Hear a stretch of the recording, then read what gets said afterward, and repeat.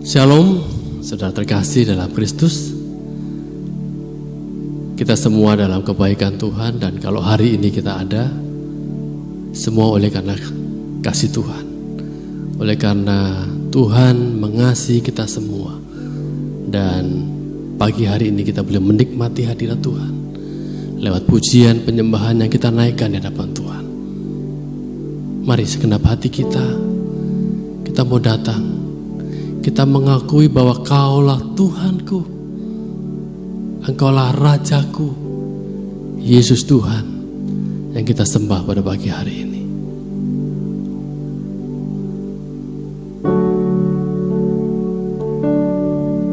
Haleluya Tuhan. Glory bagimu Tuhan. Terima kasih Tuhan.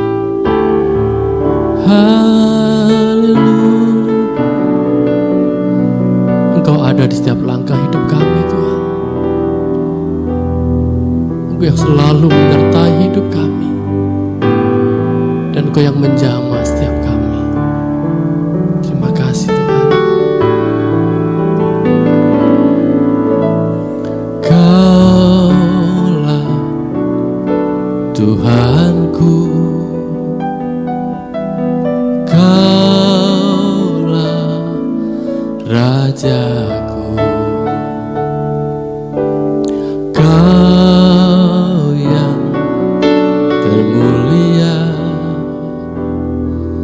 Di bumi dan di surga, Kaulah Tuhanku, Kaulah Rajaku. Kaulah Tuhanku, Kaulah Rajaku.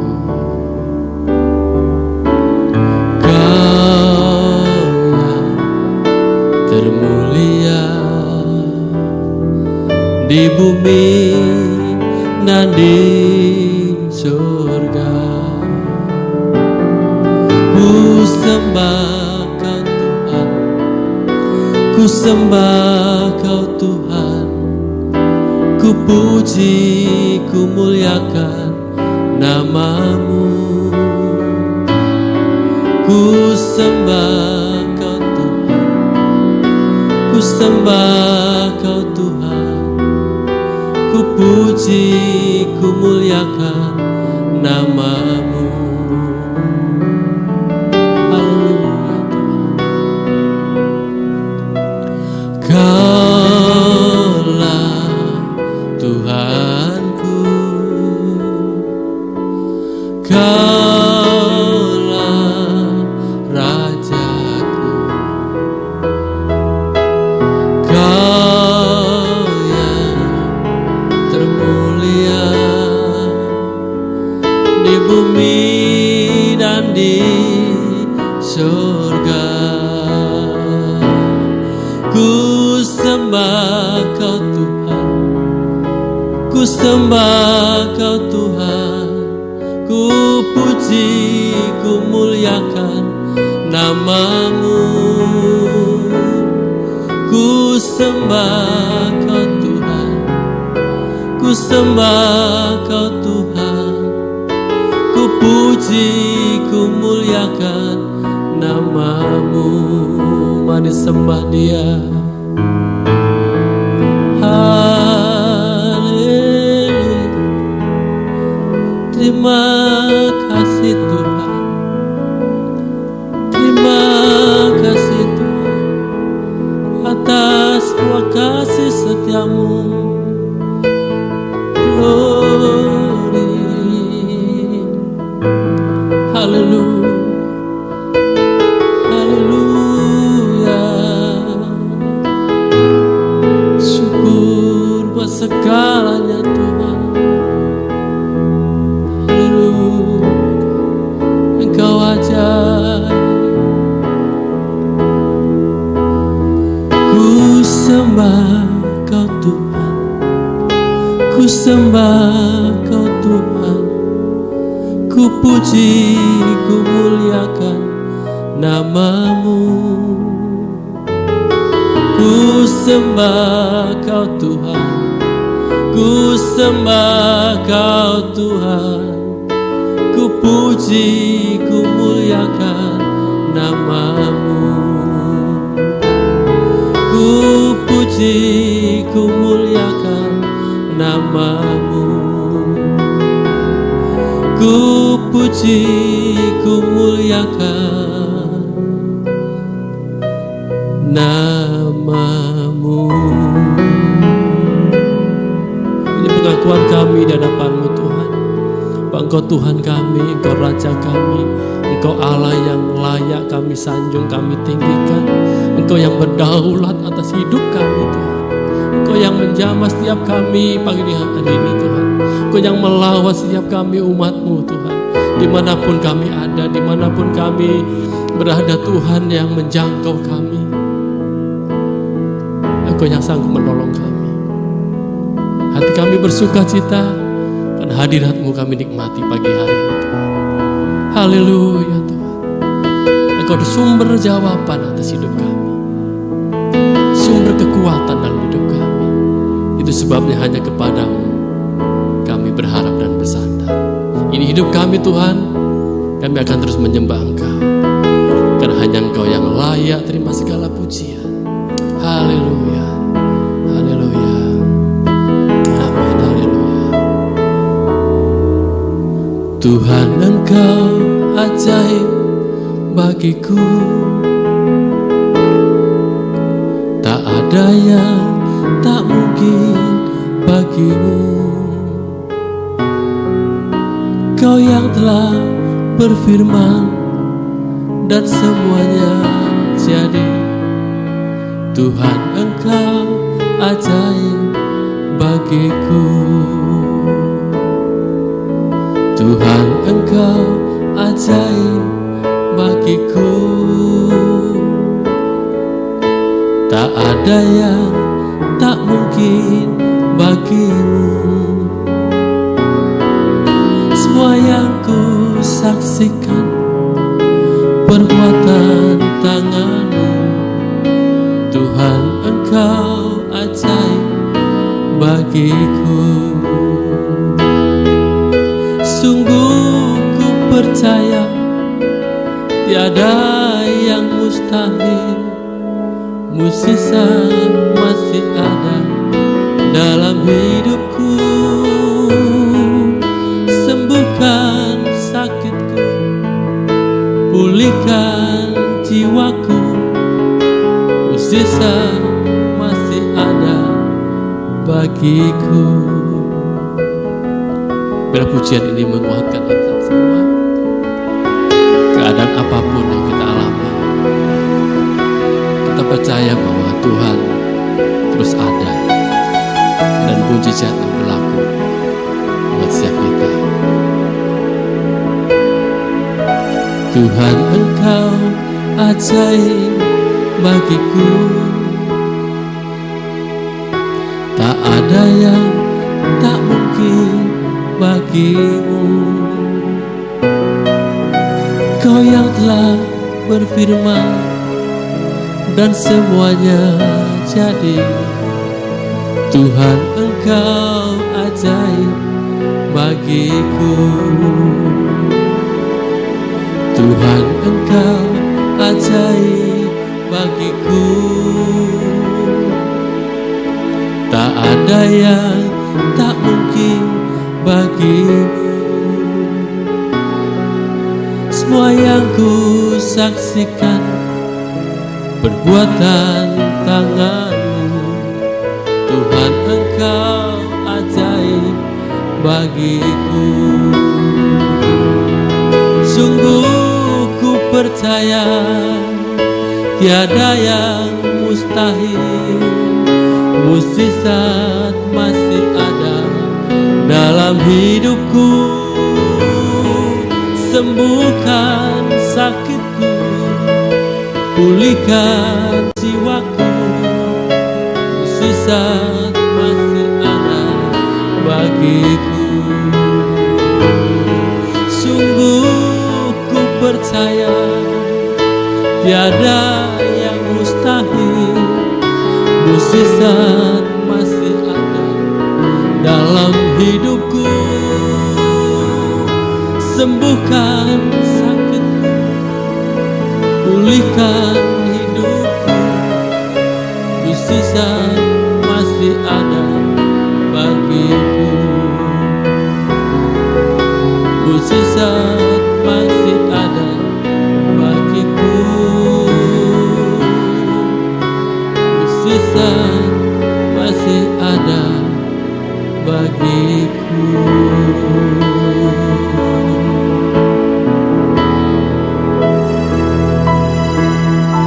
Mari sambut kebenaran firman Tuhan pagi hari ini.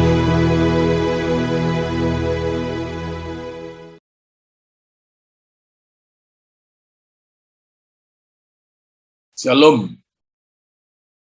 saudara-saudara yang dikasihi Tuhan Yesus. Sungguh bersyukur kita boleh berjumpa kembali dalam ibadah minggu, meskipun kali ini melalui aplikasi Zoom. Saudara-saudara, saatnya kita mau merenungkan firman Tuhan. Hari ini kita mengangkat satu tema, yaitu ikut-ikutan. Saudara-saudara yang dikasihi Tuhan Yesus, beberapa waktu terakhir ini ada 3 fenomena yang membuat banyak orang ikut-ikutan, yaitu 1. Liburan pandemi. Membuat banyak orang ikut-ikutan berlibur ke tempat-tempat rekreasi untuk refreshing, tapi malah jadi pusing. Yang kedua, saudara, minyak langka. Membuat banyak orang ikut-ikutan panik buying. Dan sampai keliling-keliling, 7 keliling untuk antri mie gorah, minyak goreng murah.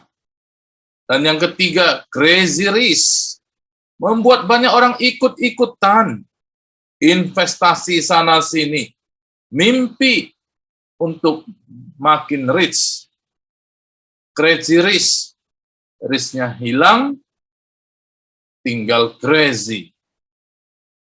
Saudara-saudara yang dikasihi Tuhan, menurut pengertian bahasa, kata ikut-ikutan itu mengekor tanpa kepala. Artinya, mengikuti tanpa berpikir, tanpa pertimbangan, tanpa prinsip, tanpa dasar, tanpa sadar. Bagaimana dengan kita? Orang percaya harus punya sikap tindakan yang berdasarkan Alkitab. Firman Tuhan harus menjadi pedoman hidup, mengajar membimbing kita dalam setiap langkah hidup. Firman-Mu pelita bagi kakiku dan terang bagi jalan. Saudara-saudara yang dikasihi Tuhan Yesus, Alkitab Perjanjian Lama mengajarkan perihal ikut-ikutan melalui kisah Gideon, tercatat dalam kitab Hakim-Hakim pasal 6, 7, dan 8. Orang Israel selama 7 tahun sangat melarat, lebih dari masa pandemi seperti kita sekarang ini. Terus-menerus ditindas dan dianiaya oleh musuh-musuhnya, yaitu orang Midian, orang Amalek, dan suku-suku bangsa di sebelah timur. Demikian dicatat dalam pasal 6 ayat 3. Orang Israel geram tapi tak berdaya. Maka ketika Gideon dipanggil Allah untuk berperang melawan musuh-musuh itu, segala rakyat euforia, menyambut dengan sukacita, langsung siapkan base camp, mau ikut berperang. Pasal 7 ayat 1. Apa benar mereka betul-betul mau ikut berperang? Atau cuman ikut-ikutan saja? Tuhan tidak berkenan terhadap orang banyak yang hanya ikut-ikutan. Dalam pasal 7 ayat 2, berfirmanlah Tuhan kepada Gideon, terlalu banyak rakyat yang bersama-sama dengan engkau itu, daripada yang kuhendaki untuk menyerahkan orang Midian itu ke dalam tangan mereka. Jangan-jangan orang Israel memegah-megahkan diri terhadap aku sambil berkata, tanganku sendirilah yang menyelamatkan aku. Maka Tuhan menyaring, seleksi, dan eliminasi siapa yang ikut-ikutan. Siapa yang takut dan gentar? Demikian ditanyakan pas dalam ayat kedua. Tidak layak ikut. Ternyata ada 22.000 orang. Akhirnya disuruh pulang. Tinggallah sekarang 10.000 orang dari rakyat yang ikut Gideon. Padahal tentara musuh itu sangat banyak. Disebutkan di dalam Alkitab, tentara musuh itu tampak bergelimpangan seperti belalang dan seperti pasir. Tercatat dalam pasal 7 ayat 12. Dan ada catatan setidak-tidaknya ada 135.000 orang tentara dari pihak musuh. 135.000. Pasal 8 ayat 10. Sungguh suatu perbandingan yang amat sangat tidak imbang, jomplang banget. Kenapa semua tak dipaksa wajib militer saja? Tapi Allah ada maksud tujuannya dengan cara yang selalu ajaib dan indah, agung dan mulia. Rancanganmu bukan rancanganku, kata Tuhan. Demikianlah tingginya jalanku dari jalanmu. Dicatat dalam Yesaya. Saudara-saudara, ada 10.000 orang ikut Gideon sekarang. Tapi apa kata Tuhan? Masih terlalu banyak. Barang siapa yang menghirup air dengan lidahnya seperti anjing menjilat, tidak layak ikut. Ternyata ada 9.700 orang yang menghirup dengan menjilat seperti anjing. Tidak layak ikut Gideon untuk berperang. Nah lainnya, sisanya menghirup dengan tangan, membawanya ke mulut.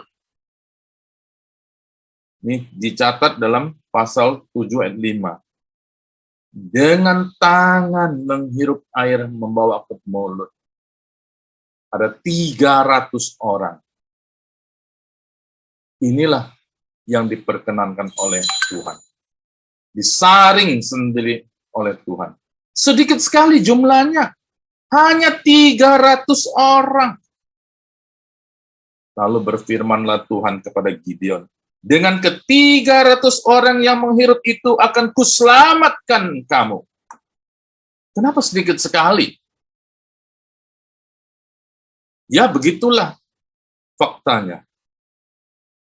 Kata Yesus, sebab banyak yang dipanggil tetapi sedikit yang dipilih. Allah sanggup melihat jauh ke dalam hati, dan hati itu mencerminkan kualitas diri. Allah tidak berkenan dengan orang yang cuma ikut-ikutan saja.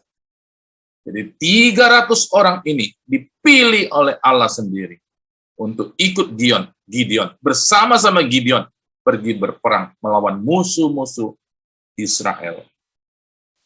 Allah menyelidiki hati. Allah melihat hati. Allah menguji hati. Hanya Allah yang bisa lihat siapa yang ikut-ikutan, siapa yang betul-betul ikut, betul-betul mau ikut berperang melawan musuh-musuhnya. Saudara-saudara yang dikasihi Tuhan, jelas sekali Tuhan tahu pasti hal ini. Terpancar dari tindakan dan perilaku yang benar 300 orang ini. Menghirup air dengan membawa tangannya ke mulutnya. Mereka punya kualitas diri dari perilaku ini. Mereka tidak gesa-gesa. Mereka tidak gopok-gopok. Mereka tidak gerasa-gerusuk. Mereka tidak gegabah. Sebaliknya tampil tenang, sopan, sabar, dan sigap. Orang-orang inilah yang dipilih oleh Tuhan menjadi pasukan Gideon. Hanya 300 orang. Saudara-saudara yang dikasihi Tuhan Yesus. Dengan ke-300 orang yang menghirup air dengan membawa tangannya ke mulutnya, itulah Allah memberi kemenangan bagi Gideon dan bagi bangsa Israel. Membebaskan bangsa Israel dari aniaya dan tindasan musuh-musuhnya. Siapa yang berperang, saudara-saudara? 300 orang berperang, menggempur 135.000 tentara. Suatu perbandingan yang tidak bisa dicerna akal pikiran kita. Suatu pasukan yang kecil melawan begitu besar pasukan. 300 melawan 135.000. Saudara, hari ini ada satu perang Ukraina melawan Rusia. Kita tidak bahas itu, tapi saudara tentu tahu bagaimana posisi perbandingannya. 300 orang ini bukan membawa senjata. Mereka membawa sangkakala di tangan kanan. Di tangan kiri itu buyung, tempat air tapi kosong. Dan isinya adalah obor, sulu obor untuk dinyalakan. 3 macam barang, bukan senjata. Saudara-saudara, di tangan kanan itu sangkakala siap tiup. Di tangan kiri sulu obor siap berkobar. Dan buyung kosong siap dipecahkan untuk menimbulkan suara yang keras. Saudara, ternyata dengan cara ini, saudara bisa baca di Hakim-Hakim 6, 7, dan 8, pasukan Gideon menang telak. Jadi saudara, jelas di sini, ini ada Tuhan yang berperang. Tuhan yang memberikan kemenangan. Tuhan memakai orang yang sungguh-sungguh mau ikut bersama-sama Gideon. Artinya juga mau sungguh-sungguh ikut Tuhan. Dan saudara, dalam peperangan ini siapa yang memimpin? Gideon. Gideon membagi 3 grup pasukan ini. Sudah 300 dibagi 3 lagi, masing-masing 100 per grup. Dengan strategi di tengah malam serentak meniup sangkakala, memecahkan buyung, dan mengibar obor yang berkobar. Dengan strategi yang tak lazim ini, tapi menang telak. Jadi jelas saudara, Tuhan yang memimpin. Tuhan yang menggunakan strateginya sendiri. Dan orang Israel menang telak di bawah kepemimpinan Gideon, yang sesungguhnya adalah Tuhan sendiri yang memimpin peperangan ini. Jadi siapa yang menyelamatkan, saudara, orang Israel dari Midian ini? Orang Midian dan musuh-musuh lainnya tuh tunggang langgang, lari kocar-kacir, porak-poranda tempat kemah tentaranya. Mereka tunduk dan takluk kepada orang Israel. Sehingga orang Israel akhirnya hidup aman, tentram, bebas dari ancaman, aniaya, dan tindasan dari musuh-musuhnya. Demikianlah orang Midian tunduk kepada orang Israel dan tidak dapat menegakkan kepalanya lagi. Maka amanlah negeri itu 40 tahun lamanya pada zaman Gideon. Pasal 8 ayat 28. Bisa bebas dan aman, dikelilingi oleh musuh yang begitu banyak dan kuat, rasa-rasanya tidak mungkin. Tapi itulah faktanya. Jadi jelaslah sudah, Tuhan Allah sendirilah yang menyelamatkan, membebaskan, melepaskan orang Israel dari tangan musuhnya. Aman tentram negeri Israel, damai sejahtera. Tuhan yang menyelamatkan. Saudara-saudara yang dikasihi Tuhan Yesus, kita coba runut kembali. Dari 32.000 orang yang ikut, yang katanya mau ikut berperang, ternyata 22.000 takut dan gentar. Disuruh pulang, tidak layak ikut. Dan sisanya 10.000 orang. Bagi Tuhan itu terlalu banyak. Dan di testing yang kedua, yaitu disuruh menghirup air. Dan 9.700 menghirup air dengan menjilat seperti anjing. Tidak layak ikut. Hanya 300 orang yang tersisa. Yang dengan cara yang berkenan kepada Tuhan. Menghirup air dengan tangan, bawa kepada mulutnya.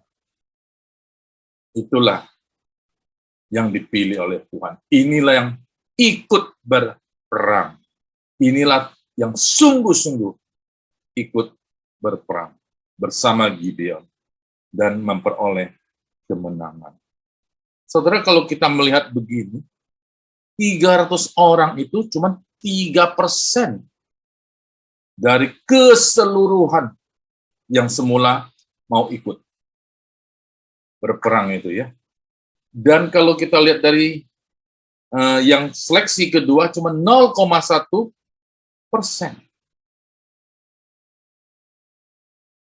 Jadi saudara, sedikit sekali jumlahnya ini. Persentasenya terlalu kecil. Tapi yang kecil inilah yang sungguh-sungguh mau ikut berperang. Dan Tuhan melihat sampai ke dalam hatinya. Siapa yang sungguh-sungguh ikut. Itulah yang dipilih oleh Tuhan. Tuhan mengaruniakan kemenangan.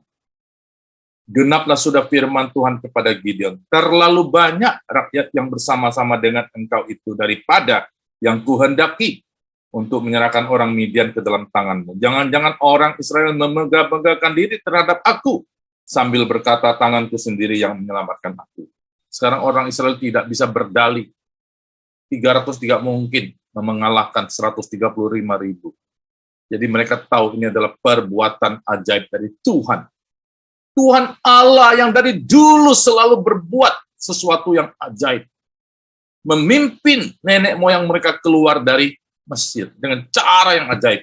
Dan hari ini di bawah kepemimpinan Gideon, berperang melawan Midian, Amalek, dan orang-orang di sebelah timur.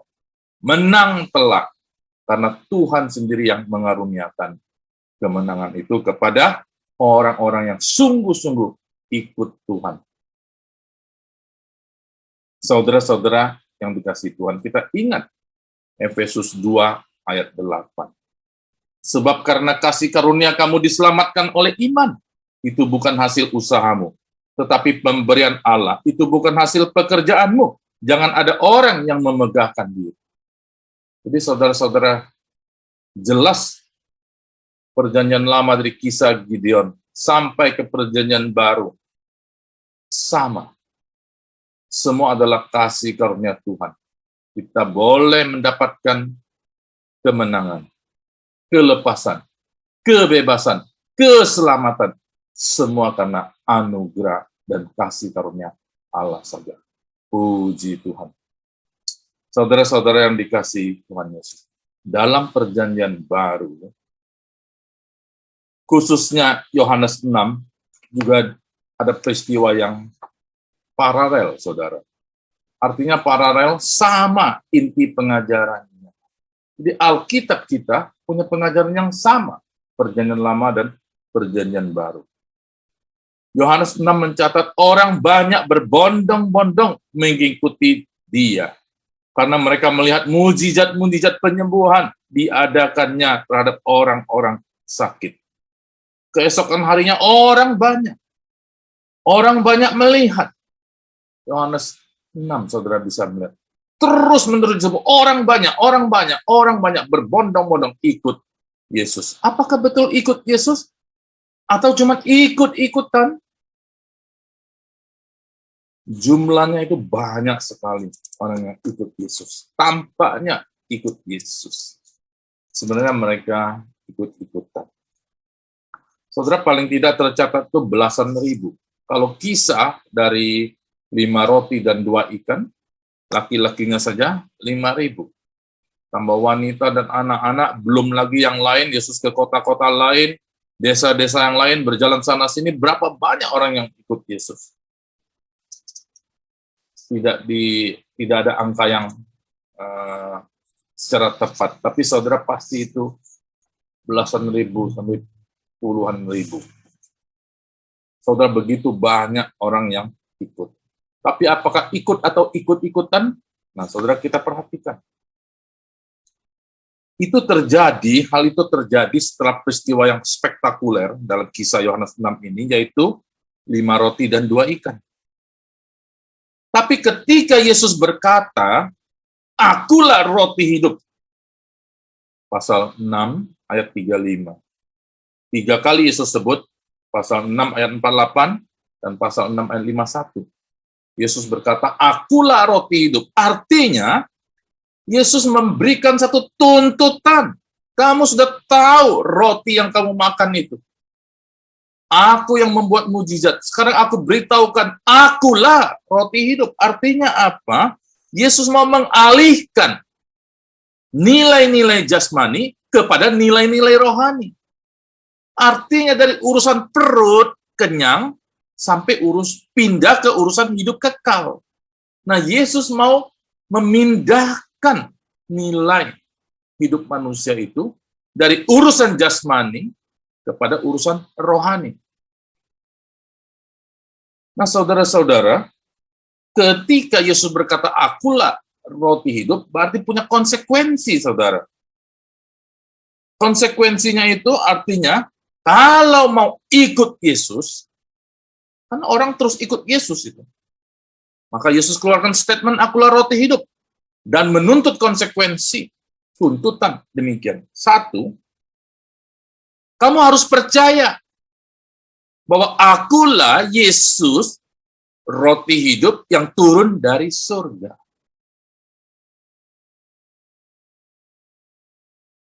Akulah roti hidup yang turun dari surga, lebih dari mana roti yang dimakan oleh nenek moyangmu.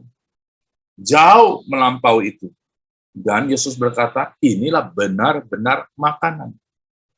Jadi ketika Yesus mengatakan, akulah roti hidup, berarti Yesus mau menuntut orang Israel itu percaya bahwa Yesus adalah benar-benar makanan. Yang kedua, Yesus menuntut, ketika kamu tahu akulah roti hidup, kamu harus makan. Dan kamu harus minum. Makan apa? Makan dagingku yang benar-benar makanan. Minum darahku yang benar-benar minuman. Saudara bisa lihat dari pasal 6 ayat 54 dan 55. Jadi Yesus menuntut orang yang mau ikut Yesus, yang berbondong-bondong itu untuk makan dagingnya, minum darahnya. Dan yang ketiga, konsekuensi yang dituntut oleh Yesus adalah mereka harus tetap tinggal dan ikut Yesus. Tetap ikut bersama Yesus. Jadi seperti kontras artinya, bukan? Jadi artinya tetap di dalam Yesus. Tetap mengiring Yesus. Tetap hidup di dalam percaya kepada Yesus. Tetap makanan yang menguatkan adalah Yesus. Minuman yang menyegarkan adalah Yesus. Itu konsekuensi akhir. Ketiga, mendengar ini, orang-orang tidak bisa terima. Statement ini terlalu keras bagi mereka. Mereka timbul, sungut-sungut, dan saling bertengkar. Ribut sana, ribut sini, terjadilah gejolak dan konflik. Mereka goncang iman. Dan mereka tidak percaya. Tidak terima. Lihat pasal 6 ayat 64. Apa yang dicatat berikutnya? Mulai dari waktu itu, banyak murid-muridnya mengundurkan diri dan tidak lagi mengikuti dia. Pasal 6 ayat 66. Pasal 6 ayat 66. Banyak yang mengundurkan diri, tidak mau mengikuti dia lagi. Tidak bisa tahan, tidak bisa terima tuntutan iman yang demikian kuat dari Yesus. Inilah seleksi dan eliminasi dari Yesus sendiri terhadap orang yang cuma ikut-ikutan dan tidak bisa jadi pengikut Yesus. Saudara-saudara yang dikasihi Tuhan Yesus. Sekarang Yesus langsung menantang murid-murid inner cycle. Jadi orang-orang atau murid-murid yang lebih dekat kepada dia. Ya. Yang diwakili oleh ke-12 murid itu. Apakah kamu tidak mau pergi juga? Oh, Yesus malahan menantang, silakan pergi. Apakah kamu tidak mau pergi juga? Saudara lihat ayat 67. Ketika orang banyak sudah mengundurkan diri, meninggalkan Yesus, Yesus langsung menantang murid-murid dekatnya, diwakili ke-12 murid itu. Apakah kamu tidak mau pergi juga? Ini merupakan tantangan seleksi yang terus berlangsung sepanjang hidup di jalan salib. Hingga sampai Getsemani dan Golgota maksudnya. Ketika Yesus ditangkap, saudara, apa yang terjadi dengan murid-murid pengikut Yesus ini? Kocar-kacir. Begini dicatat. Lalu semua murid itu meninggalkan dia dan melarikan diri. Bahaya mengancam, masalah datang, dan susah derita menimpa, naluri manusiawi lari. Kini ikut-ikutan lari, semua murid-murid dekatnya pun lari. Jadi pada waktu Yesus ditangkap, kita tahu kisahnya bukan? Semua lari, semua sembunyi, tidak kelihatan lagi, tenggelam. Tapi ada 2 murid yang tetap ikut Yesus. Saudara tahu siapa? Simon Petrus dan Yohanes. Simon Petrus dan seorang murid lain mengikuti Yesus.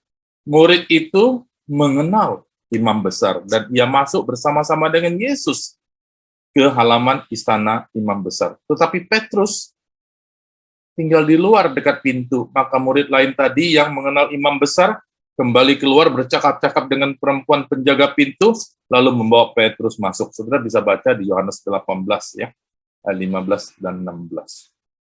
Saudara, Yohanes mengenal imam besar, dia ada koneksi rupanya ya. Tapi Petrus dicurigai orang, ditanya orang, kamu juga ikut Yesus ya? Jadi Petrus itu dikejar dengan pertanyaan ini, dikejar, dicecar berkali-kali. Wah, Petrus takut dan gentar.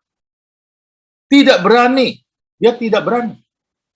Akhirnya dia menyangkal Yesus. Dia menyangkal, aku tidak kenal Yesus. Aku tidak ikut Yesus.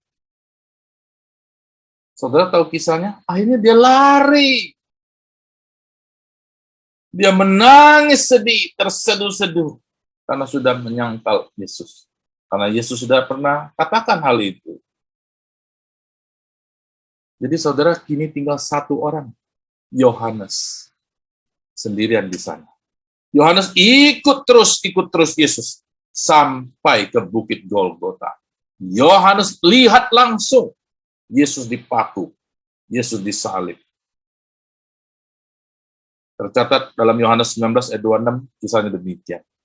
Ketika Yesus melihat ibunya dan murid yang dikasihnya di sampingnya, jadi Yesus di atas kayu salib melihat ibunya dan melihat Yohanes.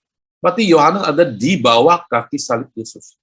Jadi Yohanes murid Yesus ini, murid yang dikasih Yesus, ikut sampai Yesus disalib. Sampai Yesus mati.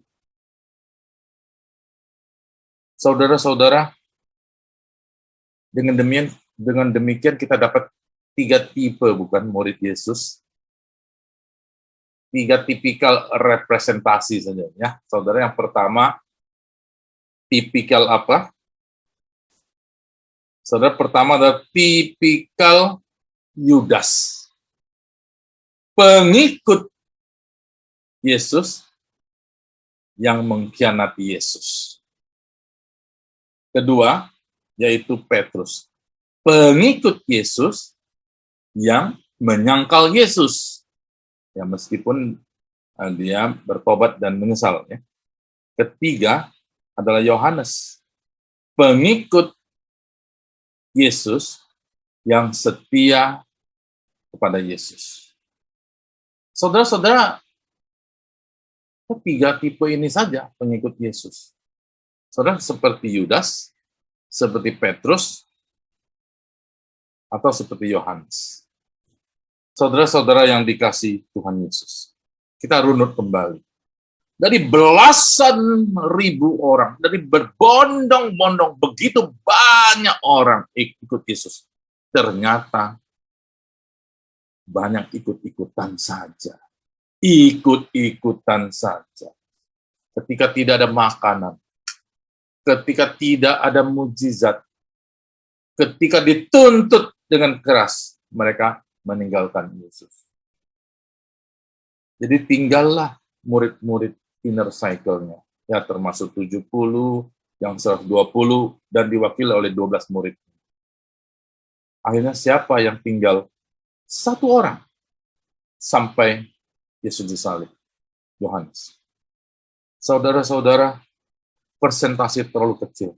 Saudara jangan hanya ikut-ikutan massa yang banyak. Jangan ikut-ikutan orang banyak. Semua begini, kita ikut begini. Semua begitu, kita ikut begitu. Tuhan bisa melihat hati kita. Siapa yang sungguh-sungguh ikut Yesus? Setiap orang yang mau mengikuti aku, ia harus menyangkal dirinya, memikul salibnya, dan mengikut aku. Itu kata Yesus jelas. Menyangkal diri, memikul salibnya, salib diri sendiri, dan mengikuti Yesus. Inilah barometer, bukan ikut-ikutan. Barometer pengikut sejati. Barometer murid Kristus. Barometer setia kepada Kristus. Menyangkal diri, memikul salib, mengikut Yesus. Saudara-saudara yang dikasihi Tuhan, apa keputusanmu? Cuma ikut-ikutan? Atau sungguh-sungguh mau ikut Yesus? Ada upah yang tersedia yang Yesus janjikan bagi pengikut sejati. Saudara bisa baca ada Matius 19 ayat 28, Lukas 22 ayat 30, Matius 19, Markus 10. Yang pertama, saudara akan beroleh 100 kali lipat dari apa yang hilang ketika saudara mengikuti Yesus. Artinya 100 kali lipat ini bukan berarti pas 100. Ada satu istilah 100 kali lipat. Begitu banyak yang Tuhan bisa limpahkan kepadamu ketika kamu kehilangan. Tapi ketika kamu mempertahankan, kamu justru akan kehilangan. Apa gunanya memperoleh semuanya kalau kamu kehilangan nyawamu? Orang yang mempertahankan nyawa justru akan kehilangan. Begitu dalam kitab Injil. Yang kedua, saudara akan beroleh hidup kekal. Saudara ikut Yesus sungguh-sungguh, saudara pasti beroleh hidup kekal. Karena Yesuslah juru selamatmu. Dan yang ketiga, bahkan nanti bersama-sama Yesus duduk di atas tahta mulia. Puji Tuhan, saudara-saudara yang dikasihi Tuhan. Kita jangan ikut-ikutan, tapi kita sungguh-sungguh ikut Yesus. Saya mau ikut Yesus. Bulatkan tekad, saya mau ikut Yesus. Marilah kita melakukannya dengan mata tertuju kepada Yesus Kristus yang memimpin kita dalam iman dan membawa iman kita itu kepada kesempurnaan. Tuhan memberkati saudara-saudara sekalian. Amin. Mari kita berdoa. Bapa kami di surga, kami mengucap syukur untuk firman-Mu. Mohon Roh Kudus menerangkan lebih jauh, lebih rinci ke dalam hati anak-anak-Mu semua yang merenungkan firman Tuhan ini. Sehingga kami sungguh-sungguh ikut Yesus. Sehingga kami sungguh-sungguh menjadi murid Kristus. Sehingga kami sungguh-sungguh memuliakan nama Kristus. Karena Yesus Kristus satu-satunya penebus dan juru selamat kami. Berkati semua anak-anak-Mu ini ya Tuhan. Di dalam nama Yesus Kristus kami berdoa. Amin. Saudara-saudara yang dikasihi Tuhan Yesus, simpanlah firman Tuhan di dalam hatimu. Sungguh-sungguh ikut Yesus. Sekarang bukalah hatimu, terimalah berkat Tuhan. Kiranya kasih karunia Yesus Kristus yang tidak terkira, cinta kasih damai sejahtera Allah Bapa yang tidak berkesudahan, pimpinan pertolongan penghiburan kekuatan dan hikmat Roh Kudus, menyertai memberkati saudara-saudara sekalian dari saat ini sampai selama-lamanya. Amin.